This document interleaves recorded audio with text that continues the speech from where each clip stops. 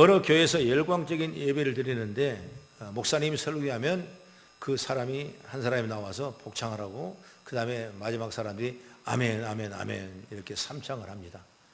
그러니까 모든 설교가 얼마나 은혜로운지 몰라요. 아멘 아멘 하니까. 여러분도 내가 설교할 때 아멘 아멘 하면 은혜가 충만한 줄 저는 믿습니다. 할렐루야.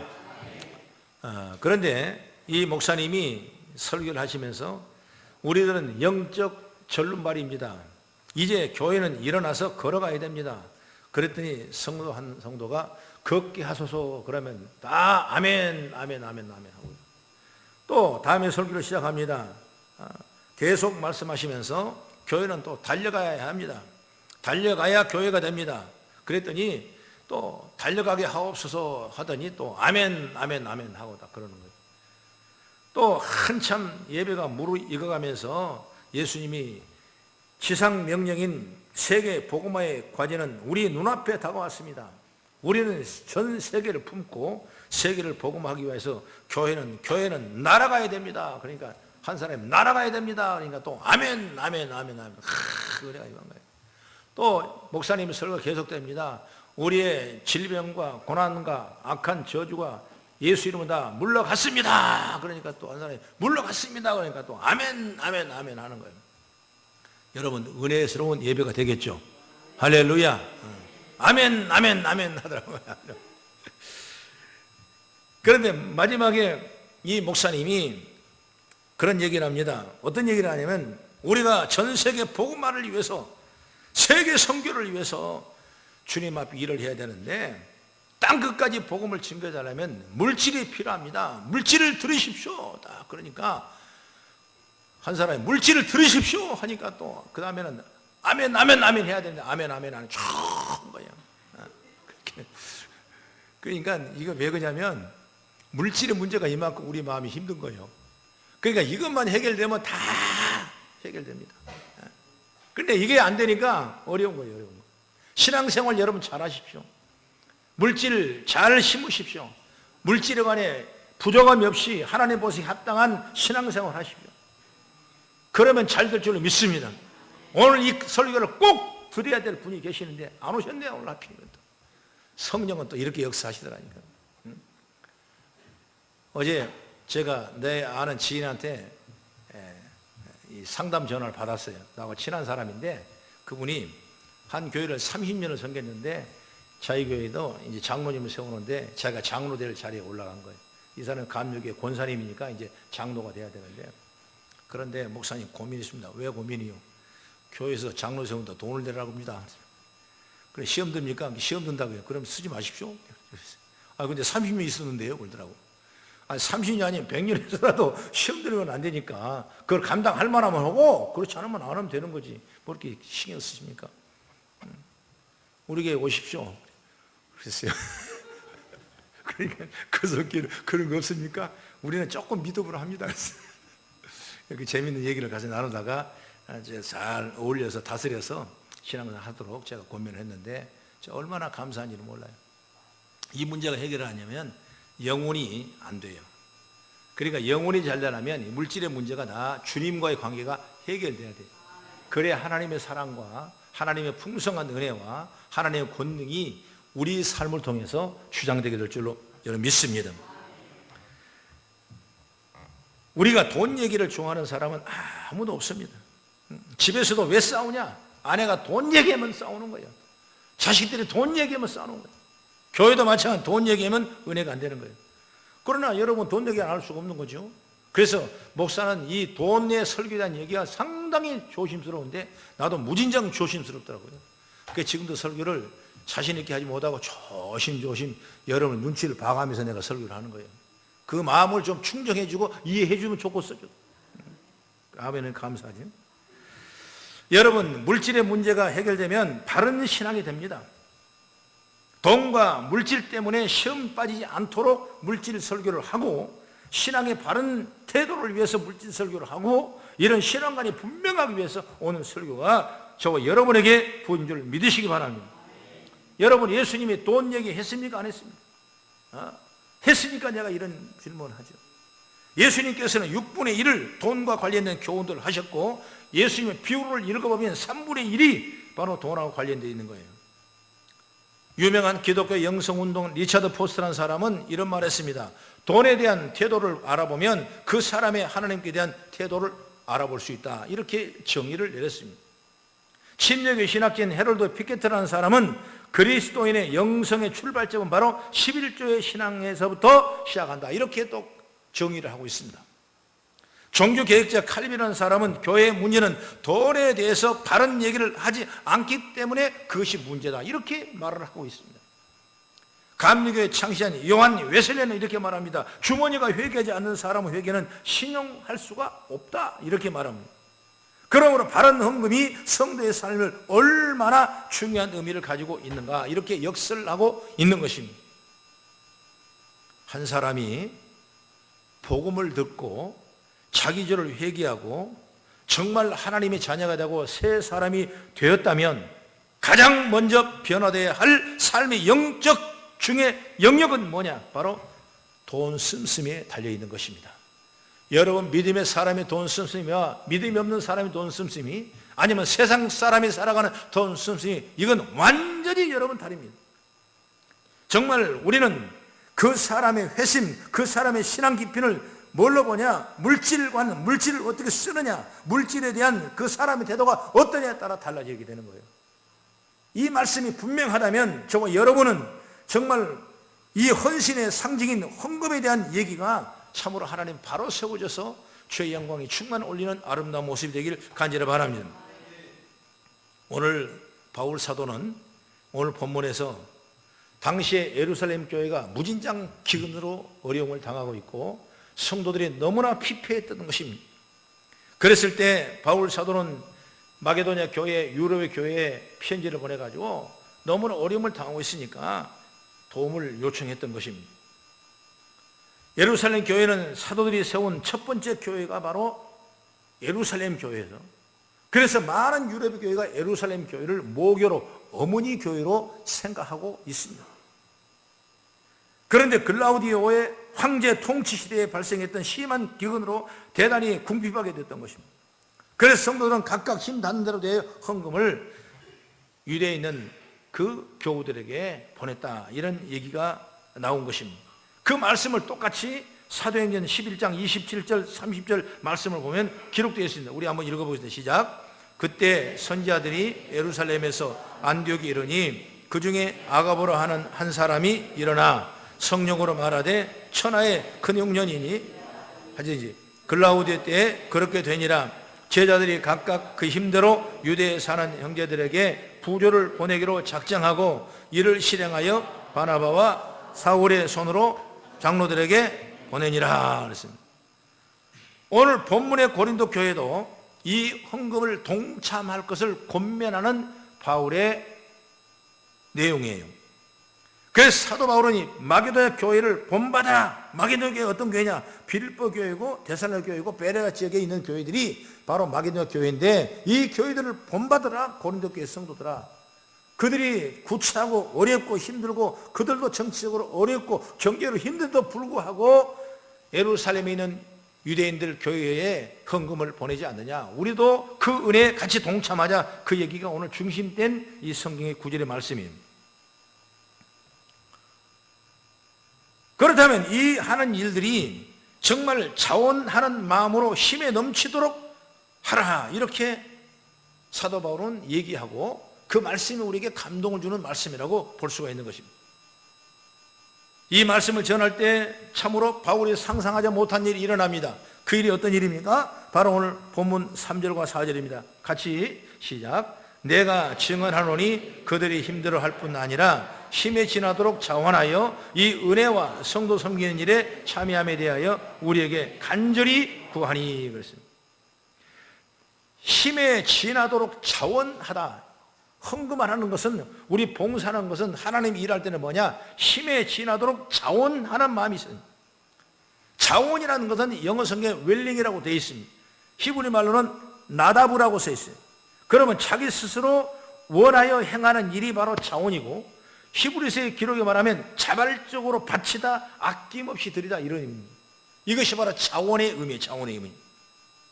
여러분, 이처럼 헌금이라는 것은 세금이 아니고 회비가 아닙니다.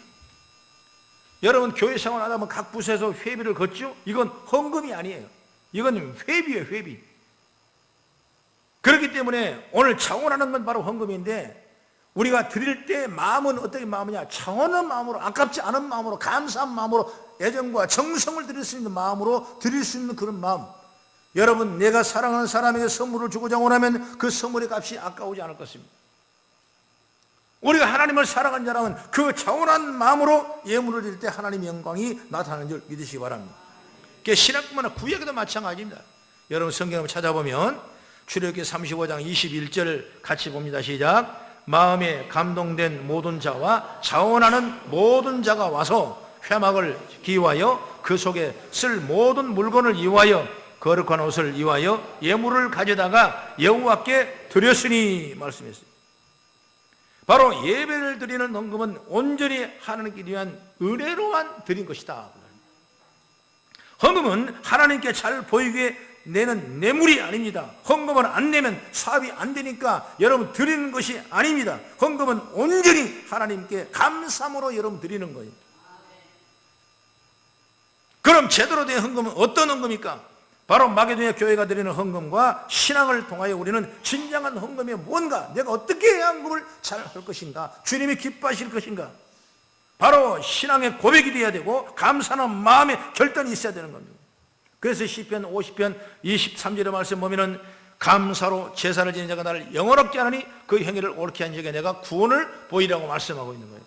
그래서 우리는 이 모든 행위가, 이 삶 자체가 정말 주님 앞에 감동스럽게 자원하며 주의 뜻을 이루어가는 아름다운 모습이 되길 간절히 바랍니다. 그런 관점에서 본다면 첫째로 헌금은 하나님이 말할 수 없는 은혜에 대한 응답입니다. 하나님이 우리에게 주신 은혜가 얼마나 귀합니까? 우리는 죽어야 마땅하고 죽을 수밖에 없는 우리를 예수님께서 이 땅에 내려오셔서 우리 죄를 대속하게 하시고 우리를 구원받게 하시고 우리를 죄를 속량하게 하시고 하나님의 자녀가 되는 장자의 큰 상속권을 받을 만한 대단한 능력을 주셔서 하나님은 아버지를 멀리하지 않고 아버지라고 부를 수 있는 권세를 주신 분이 누구냐? 예수님이거든요. 예수님은 하늘에 계셔야 돼요. 그래 지금도 하늘에 계십니다. 그러나 우리와 똑같은 일을 감당하기 위해서 이 땅에 오시는 거예요. 그래서 예수님은 우리를 대신해서 매를 맞아주셨어요. 우리를 대신해서 채찍에 맞으셨고 우리에 대해서 찔림을 당하셨고 그래서 우리가 죄사함을 받게 되고 우리가 남을 입게 되고 하나님의 영광을 드리는 줄 믿으시기 바랍니다. 하나님의 은혜를 여러분 기억해야 헌금할 수가 있어요. 하나님의 은혜를 기억하지 못하면 여러분 이론 한 장도 아까워서 드릴 수가 없는 거예요. 마게도냐 교인들은 예루살렘 교회를 아까 말했지만 어머니 교회로 생각했습니다. 복음의 빛을 줬다고 생각했습니다. 그래서 은혜를 생각하여 헌금을 한 것입니다. 그들은 하나님의 은혜로 충만한 사람들이었어요. 그 은혜를 생각하며 예루살렘 교회를 돕는 헌금에 참여한 것입니다. 사실 주님께서 우리에게 원하신 것은 우리 자신이지 우리가 가진 재물은 아닙니다. 그러나 이 점을 착각하면 주님을 기쁘시게 해줄 수가 없는 거예요. 그렇기 때문에 참다운 헌금은 은혜 받지 않는 사람은 결코 할 수 없다. 그래서 사도 바울은 우리에게 예수 그리스도의 고난을 상기시킵니다. 오늘 이 말씀 보면 그래서 그 고난을 통하여 하나님의 은혜를 깨닫게 하게 되고 여러분 우리 주 예수 그리스도께서 얼마나 의로우신지 또한 은혜로우신지 감사한지 여러분 생각해 볼 필요가 있다 이거예요. 그래서 오늘 본문의 말씀에 오늘 구절을 그렇게 얘기를 하는 거예요. 우리 구절을 같이 읽습니다. 시작. 우리 주 예수 그리스도의 은혜를 너희가 알거니와 부유하신 이로써 너희를 위하여 가난하게 되심은 그의 가난함으로 말미암아 너희를 부유하게 하려 하심이라 그랬습니다. 예수님은 정말 부유하신 분이에요. 부유하신 분. 정말 만왕의 왕이시고 하나님의 아들이시고 하나님과 동등된 일을 취하신 분이 누구냐? 예수님인데 다만 우리의 죄 때문에 우리의 고통 때문에 우리를 자유케 하시려고 우리를 죄에서 소멸하게 하시려고 우리를 영원히 자유함을 입고 영원한 영생을 얻기 위해서 예수님이 이 땅에 오셨어요. 이 땅에 오셨어요. 그래서 말을 구비하게 계셨고 직업도 없으셨고 인자가 머리둘 집도 없으셨고 내가 가난을 하셨다고 했어요. 나는 원래 부유한 사람인데 나는 가난하게 되셔. 왜 가난하게 됐냐? 그 너희를 부유하게 하시려고. 그래야 그 가난임이 뭔고 부유한지를 뭔지를 알고 그러고 나서 은혜를 받기 위해서 주님이 그렇게 하셨다고 합니다. 그러니까 우리가 예수 믿는 사람이 은혜를 기억하지 못하면 여러분 신앙생활 할 수 없어요. 다른 종교를 믿으셔야 돼요. 그러나 우리는 하나님의 구속의 은혜, 부여의 은혜, 하나님의 치료의 은혜, 우리를 부욕케 하고 넉넉하신 은혜를 주신 줄 믿으시기 바랍니다. 우리 재주로는 그 일을 감당할 수 없는 거예요. 우리 힘으로 누구를 할 수 없는 거예요. 하나님의 신만이 할 수 있는 거예요. 그 은혜를 우리가 생각한다면 오늘도 전능하신 하나님 앞에 이 귀한 시간에 하나님 앞에 예물 드리고 겸손히 섬기며 경배하며 하나님의 예물을 드리는 거죠. 그래서 이런 일들이 정말 신앙생활의 은혜라 은혜. 그 은혜 충만한 우리 성도가 되기를 간절히 바랍니다. 그렇습니다. 예수님은 우리를 너무도 사랑하시기 때문에 하나님의 위치를 버리시고 우리와 같이 되셨어요. 이 은혜를 알지 못하면 결코 참된 헌금과 봉사가 헌신이 될 수가 없는 것입니다. 그러므로 우리가 드리는 헌금은 바로 하나님의 영광이 나타나게 되고 정말 11조 드릴 때는 그 안에 하나님의 은혜와 감사가 저는 녹아 있어야 되는 것입니다. 그 헌금 속에 우리의 마음이 다져 있어요. 우리 인격이 담겨져 있어요. 우리 신앙생활에 신앙의 고백이 담겨져 있습니다. 그리고 경건한 삶의 내용이 들어있는 것입니다. 그 이유가 있다면 오직 하나, 여러분 은혜예요. 주신 은혜 감사하며 하나님 드릴 뿐이죠. 여러분 돈을 어떻게 쓰느냐에 따라서 다른 거죠. 믿음의 사람들도 여러분 내가 금전관리를 어떻게 하느냐 달라지는 거예요. 믿음이 달라지는 거예요. 세상 사람은 여러분 돈 어디다 씁니까? 그냥 술 먹는 데 쓰고 죄진 데 쓰고 여러분 자기 유익을 쓰고 하는 사람이 얼마나. 그러나 믿음으로 잘 살아가는 사람 보면 세상에는 그렇게 힘들고 어려운데도 불구하고 자기 것은 다 절제하고 못 잊고 못 쓰면서 비록 가난하게 보인 것 같지만 그가 쓰는 일을 보면 얼마나 부유하고 넉넉한지 몰라요. 여러분 이것 때문에 세계교회는 한국교회는 신앙의 공동체는 하나님의 영광을 돌리게 되고 날마다 번성하고 날마다 지경이 늘어가고 구원의 수가 늘어난 줄 믿으시기 바랍니다. 그 일에 우리가 동참하는 거예요. 여러분 내 나름대로 그 신앙의 고백이 정말 물질을 통해서 연보를 통해서 드리는 사실을 믿으시기를 주의 이름으로 축원합니다. 옛날 우리 어렸을 때는 예물을 어떻게 드리냐, 잠자체 같은 거는 길쭉이 해가지고 그래 내라고 안 내면 또 이쪽으로 내라고 그렇게 해서 여러분 그걸 내도 그런 어렸을 때 기억이 나요. 왜 그렇게 강조하셨는가? 나는 그때는 그렇게 생각할 수 있어요. 그러나 정말 우리가 신앙의 은혜를 잊고 믿음을 알고 하나님의 은혜를 기억하니까 그것이 얼마나 감사한지, 하나님의 축복이고 능력이고 은혜인 줄 믿으시기 바랍니다. 그래서 은혜다 은혜, 은혜를 강조했다. 오늘 연보를 하면서 계속 은혜를 강조한 분이 바로 오늘 우리가 읽었던 본문이고 바울 사도가 이렇게 증거하고 있다. 그래서 1절 말씀 보니까 시작, 형제들아 하나님께서 마게도냐 교회들에게 주신 은혜를 우리가 너에게 알리노니, 이렇게 말씀입니다. 예루살렘 교회 못지않게 마게도냐 교회도 어렵고 정치적으로 경제적으로 어려운 삶이었지만은 하나님께 베푸신 은혜가 풍성하여 넘치도록 헌금을 드렸다 그 말이에요. 그리고 4절에도 이 은혜라고 말씀하고 있고 6절에도 보니까 이 은혜를 그대로 성취하게 하라 말씀하고 있어요. 여러분 헌금을 하는 것은 은혜로만 생각하는 마게도냐 교회 성도들이 바로 신앙의 수준이 어떤 건가를 우리가 보여주고 있는 것이다 그 말. 성도 여러분, 오늘 헌금 얘기하면 마음이 무거우시겠지만은 마게도냐 교회 성도들처럼 헌금도 은혜라는 것을 기억하시길 바랍니다. 많고 적고 그것은 우리의 분량의 차이. 그러나 드리는 마음이 어떠냐 그 말이요. 마음이 무거워지면 안 돼요. 마음이 감사해야 돼요. 있는 것도 더 드리고 싶은 그 마음이 부모가 자녀에게 들어진 것처럼 하나님 앞에 내가 더 드리고 싶은 그 마음이 있을 때 우리 헌금에 대한 손길은 하나님의 영광이 드러나게 되는 것입니다. 은혜로 드리는 헌금이 아니면 아무리 많은 돈이라도 하나님께서 받지 않는 걸 기억하시기 바랍니다. 하나님은 자원한 마음으로 됐을 때 하나님이 흠양하시고 그 예물은 향기로운 예물이 된다고 말씀하고 있는 거예요. 여러분 중요한 성경인데 이사야 1장 11절부터 13절까지 우리 같이 한번 천천히 읽어보겠습니다. 시작. 여호와께서 말씀하시되 너희의 무수한 재물이 내게 무엇이 유익하뇨? 나는 순양의 번제와 살찐 짐승의 기름에 배불렀고 나는 수송아지나 어린 양이나 순념소의 피를 기뻐하지 아니하노라. 너희가 내 앞을 보이려 오니 이것을 누가 너희에게 요구하였느냐? 내 마당만 밟힐 뿐이니라.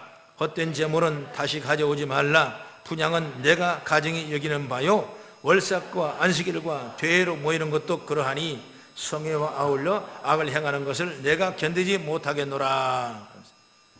헛된 재물을 가져오지 말라. 여러분, 신부가 사랑하지 않으면서 결혼 반지를 주는 것은 여러분 가증한 일이 아니겠습니까? 내가 사랑하니까 신부에게 반지를 주는 거예요. 그것이 바로 사랑 때문에 이루어진 일이라면 하나님의 은혜가 뭔지도 모르고 은혜를 사모하지 않으면서 우리가 예물을 연모한다는 것은 하나님께 가증한 일이다, 그 말이에요. 그 얘기. 그러니까 우리가 신앙생활을 어떻게 할 것이냐, 정말 주님 보시기에 기뻐하시고 주님 보시기에 합당하고 주님 보시기에 영광 돌릴 만한 그런 믿음의 신앙을 하자, 그 말이에요. 그러므로 우리 참된 헌금은 하나님의 은혜에 감사해서 나를 드리는 행위가 되고 내 인격을 드리는 행위가 되고 내 삶의 전부를 드리는 행위가 바로 연보하는 행위라고 말이에요. 우리는 그리스도인이라는 걸 사실을 거듭 확인하는 거룩한 회의라는 걸 다시 한번 기억할 수 있는 그런 마음의 지혜를 받는 역사가 있기를 간절히 바랍니다. 그리고 두 번째, 헌금은 공동체에 참여하는 의미가 있다, 그 말이에요. 이 4절 우리 같이 한번 봅니다. 시작. 이 은혜와 성도 섬기는 일에 참여함에 대하여 우리에게 간절히 구하니. 참여한다, 이 말은 코이노니아라고 해서 공동체를 말합니다. 그래서 마게도냐 교회들이 헌금한 것은 적선이나 구제나 누구를 좀 도와준다 이런 의미가 아니라 나는 은혜에 동참하다, 그 말이에요. 나는 교회가 하는 일에 함께 동행한다, 그 말이에요. 성도를 섬기는 일로 서로 하나 되는 방법이 바로 헌금인 것입니다. 그래서 여러분들이 하는 연보가 정말 우리 공동체에 같이 일을 한다, 이런 의미가 분명히 부여있다는 사실을 아시기를 바랍니다. 마게도냐 교인들이 있는 힘을 다해 헌금으로 예루살렘의 교회를 도왔을 때 하나님께서는 그들에게 하늘의 기쁨을 채워주셨다고 했어요.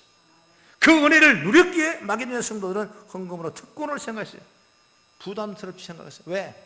이게 바로 우리만이 할 수 있는 특권이다. 나나 되니까 헌금할 수 있는 것이다. 나 때문에 헌금할 수 있는 것이다. 내가 교회니까 할 수 있다. 이런 마음의 자부심을 가진 거예요. 특권이 뭡니까? 권리와 의무입니다. 그래서 헌금은 여러분 드릴 수 있는 신앙의 권리와 의무고, 이 의무와 신앙 때문에 우리는 기쁨의 열매가 맺게 된 줄 믿으시기 바랍니다. 우리가 매주 드리는 헌금은 주님 몸된 교회를 위해 사용되고 그리고 복음 전도를 위해 쓰여집니다. 하는 나라의 확장에 참여하고 있다. 이 공동체의 일을 하고 있다고 말이에요. 특권을 우리가 부여하고 있다. 의무를 다하고 있다. 감당하고 있다. 여러분 얼마나 감사합니까? 그건 감사할 수 있어야 돼요. 여러분 책임과 의무가 없는 사람은 여러분 타락한 사람이에요. 소속이 없는 사람이에요. 공동체가 없는 사람이에요. 그러나 어떤 공동체든 나는 의무와 특권이 있고 헌신이 있다는 건 얼마나 감사한 일입니까? 그런 마음을 가질 수 있도록 우리가 마음을 조정할 수 있기를 간절히 바랍니다. 이런 예를 들면 어떻게 생각할지 모르지만 우리나라가 개화되기 전에 조선시대 때 보면 양민과 상민이 아주 대립됐어요. 그럴 때 무시를 많이 했죠. 양반들은 상민을 무시하고, 그 중에 한 계층이 백정이라는 사람들인데 이 사람은 뭐냐면 짐승을 손으로 잡고 칼로 잡아서 아주 호황무둥한 그런 직업이에요. 그러니까 얼마나 그 험악스러운 그 일을 합니까?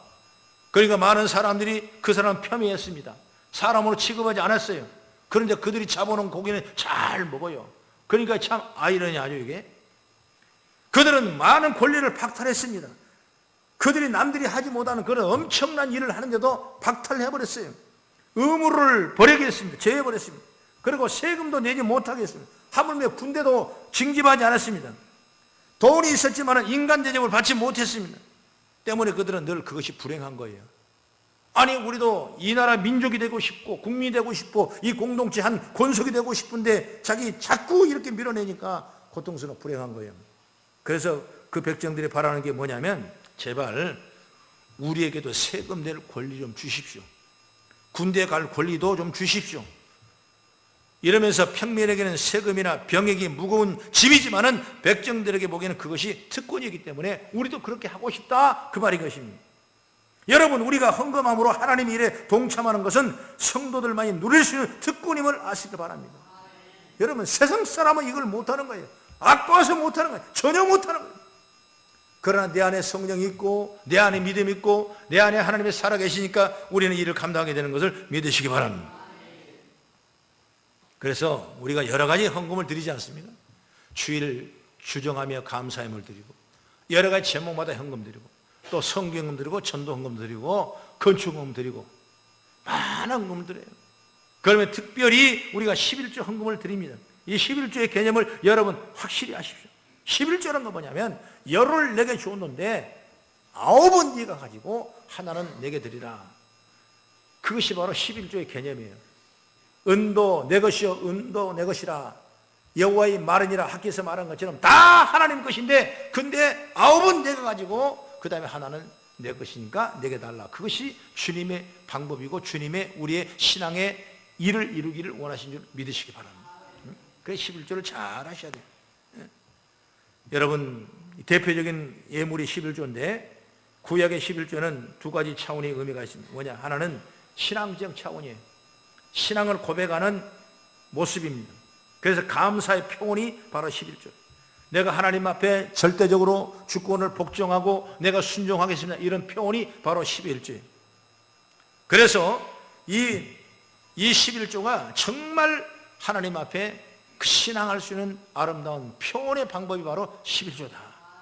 더 나아가서 구원에 대한 감사의 표현이고 나 자신이 온전히 주님의 것이라는 신앙의 고백이 바로 11조예요. 다 주님 겁니다. 나도 주님 겁니다. 그런 마음의 11조가 있는 거예요. 그래서 우리는 온전한 11조를 하는 겁니다. 그 다음에 두 번째는 뭐냐면 조건이 있는 축복의 통로다. 여러분 의무가 있고 사명이 있다 그 말이에요. 사람이 의무와 사명을 지켜버리지 않는다면 그 사람은 쓸데가 없는 겁니다. 근데 그 조건이 있습니다. 뭐냐? 축복의 통로가 있다. 그러니까 11조 하면 하나님이 그 창고에 하나님이 싸고 붙지 않도록 보라 이렇게 말씀해요. 그래서 우리 말라기 3장 10절을 우리 같이 한번 찾아보면서 읽겠습니다. 시작. 만군의 여호와가 이르노라 너희 온전한 11조를 창고에 들여 나의 집에 양식이 있게 하고 그것으로 나를 시험하여 내가 하늘의 문을 열고 너에게 복을 쌓을 곳이 없도록 붙지 아니하니 보라 이렇게 말씀했습니다. 그러니까 하나님이 다 책임져 주시겠다고 말이에요. 그 신앙을 여러분 가지시기 바랍니다. 그건 바로 하나님이 11조 할 때 축복의 통로가 열어지게 되고 그를 통해 큰 후대에 영원히 하나님의 영광이 나타나기를 줄 믿습니다. 성경은 심는 대로 거두리라고 그랬습니다. 적게 심으면 적게 거두고 많이 심으면 많이 거둔다. 여러분 건강을 심으면 내가 건강을 주시고 물질을 심으면 물질을 주시고 내가 선한 일을 행하면 우리에게 선한 상급이 우리에게 있을 줄 믿으시기 바랍니다. 우리는 내일을 모른다 이런 건 아니에요. 오늘만 있다고 여러분 생각하지 마십시오. 장래 우리는 장차 천대만대 하나님의 복을 받으려면 이 신앙이 공고히 세워졌을 때 하나님의 역사와 능력이 임하는 거예요. 그래서 11조 많이 해야 돼. 이 말은 뭐냐면 돈을 많이 벌라는 거예요. 여러분 기업이 잘 되라는 거예요. 여러분이 월급이 많이 올라가라는 거예요. 그래야 11조 할 수 있는. 월급이 없고 내가 드릴 거이 없고 내가 찾을 거이 없고 내가 가진 거이 없고 모아놓은 거이 없으면 아무것도 할 수 없어요. 그러나 여러분 나는 모아놓은 것이 많고 여러분 찾을 것이 많고 여러분 월급이 많고 사업이 잘 되기를 바랍니다. 그래 주님의 뜻을 잘 이루어가는 여러분 되기를 바라요. 여러분 어떤 사람은 정말 있으나 가난한 사람이 있어요. 인색한 사람이 있어요. 어떤 사람은 가진 것 없지만은 여러분 부유하고 넉넉한 사람이 있어요. 나는 그런 은혜를 있기를 저는 간절히 축복합니다. 그 여유를 가지십시오. 마음의 여유를 가지십시오. 어렵고 힘들어도 잘 이뤄가는 사람이 있어요. 그러나 있어도 안 하는 사람이 있어요. 하나님이 그걸 모르겠으면 다 알죠. 그러니까 우리가 이 신앙이 잘 새롭게 좀 변화돼 가지고 6월달 시작하는 우리 정말 교회 성도들이 정말 물질에 대한 헌신, 마음에 대한 헌신, 몸에 대한 헌신 이런 일들이 정말 하나님 앞에 큰 영광을 돌리고 주의 뜻을 이루어가는 아름다운 모습이 되어지기를 저는 주의 이름으로 축원합니다. 여러분 헌금은 특권입니다. 돈이 좀 있다고 헌금할 수 있는 것이 아닙니다. 하나님과 내가 어떤 관계인지를 아는 자만 헌금할 수 있습니다. 그리스도가 나에게 있어 어떤 분인지 아는 자가 헌금할 수가 있는 것입니다. 한마디로 하나님의 은혜고 예수님의 은혜이니 헌금할 수 있다는 사실을 믿으시기 바랍니다. 헌금이 하나님의 자녀들의 모임에 참석하는 것임을 은혜로 고백하는 우리 성도가 되고 여러분 힘써 나가는 여러분 되기를 주의 이름으로 축복합니다. 기도하겠습니다.